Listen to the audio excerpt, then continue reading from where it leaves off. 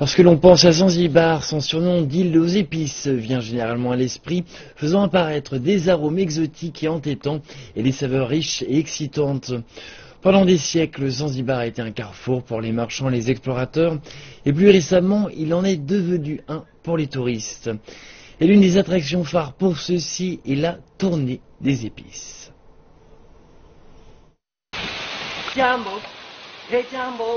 Dans la profondeur de la forêt de l'île Unguja de l'archipel de Zanzibar, Abdou commence sa journée de travail. Il grimpe sur quelques-uns des cocotiers les plus hauts de l'île pour y cueillir de jeunes noix de coco.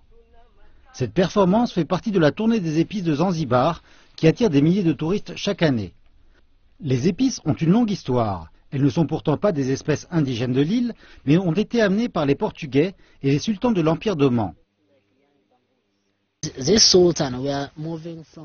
Les sultans avaient l'habitude de voyager autour du monde. Ils allaient en Malaisie, aux îles Maurice ou à Madagascar et en revenaient avec des épices pour en tirer un profit sur l'île. Les guides vous amènent faire une balade dans les plantations, cueillant des tas de feuilles et de fruits de certains buissons et vous invitant à les sentir ou les goûter et à deviner ce qu'ils sont.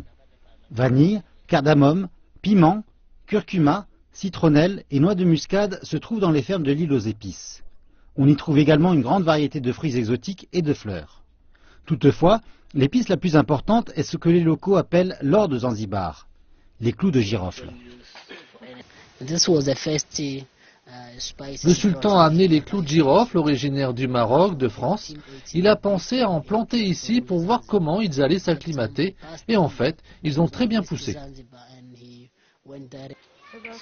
Zanzibar a naguère connu un quasi-monopole sur les marchés mondiaux et ses clous de girofle ont toujours la réputation de produire la meilleure qualité d'huile, de saveur et d'arôme, mais la production de l'épice ne représente plus désormais que 10% du marché mondial.